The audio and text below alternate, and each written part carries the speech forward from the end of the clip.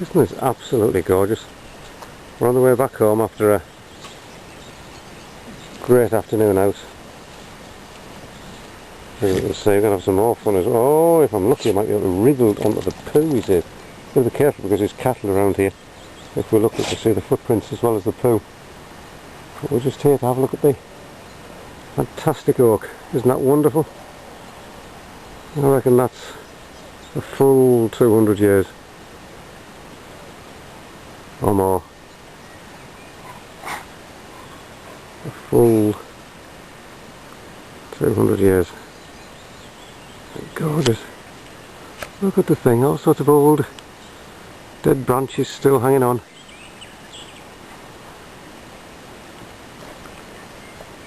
Of course, this is the one with the bee's nest in it around the other side. I'm not stupid enough to stand in the flight path. I'm not silly. Isn't that wonderful? The wonderful thing is that the iris, the flag iris, is starting to come into flower further down. So we'll be back in a few days. 3 or 4 days maybe. Wonderful, of course, behind us. Up there is the old railway track. Last carried passengers in about 1934. My Auntie Annabell, who's about 94. 60 years ago I can remember riding on that. Beautiful. That's fantastic. Good God, heaven on earth.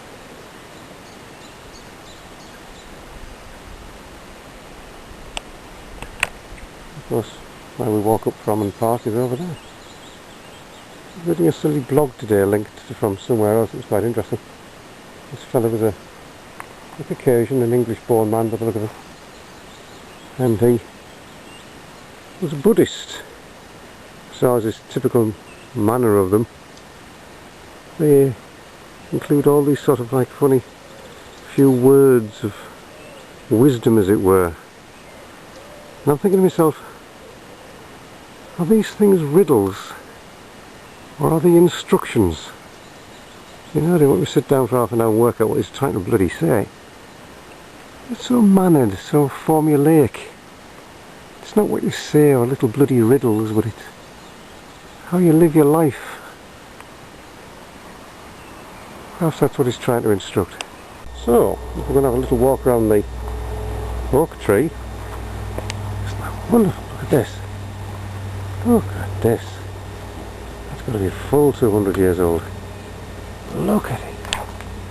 Isn't that wonderful? There's a burr on there. And it might have been broken down or chopped down to a certain height. Good God, there's history for you. There's history. Wonderful. There's a main road nearby, at least what we call the main road in the north. So go file each way.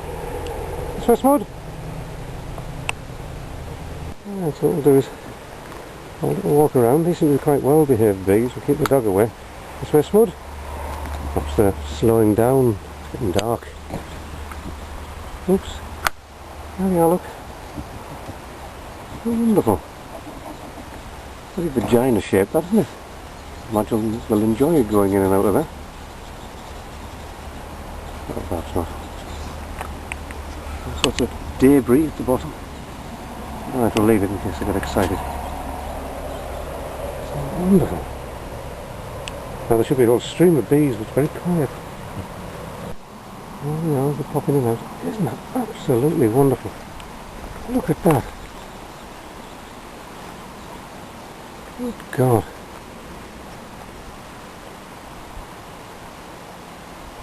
Wonderful.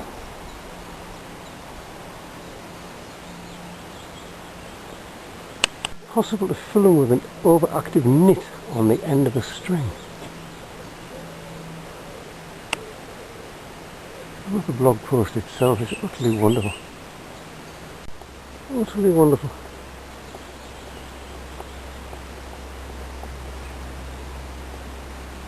Should be a named tree, this. Absolutely wonderful.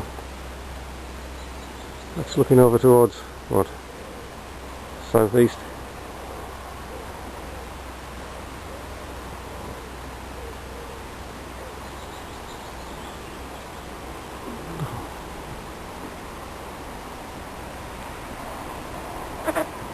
Smooth man. Overactive in it. No. It's not beyond the realms of possibility that my grandfather, when he was working here in the 1920s, actually bought timber from here. It's not impossible that he did. It's just along from the village, stand of big trees, no doubt by the age of some of them they've been growing trees here for a long time. Look at the size of that thing up the fence. I've taken pictures of that in Big E before. It's difficult to photograph though. It doesn't really have an aspect that's easy to capture. So it's not beyond the realms of possibility. My granddad would buy timber from this land. I think that's probably how it'd work. Hold on, Smud.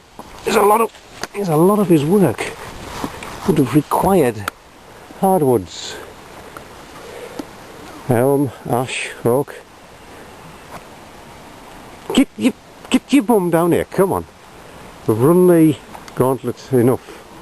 There's cattle we know around. Okay, dog, Smud. He sidles off there now and he's free. We can't take that home, it's too bloody big. Sticky seed. Right, we'll get away, look. Time to go. There's our oak.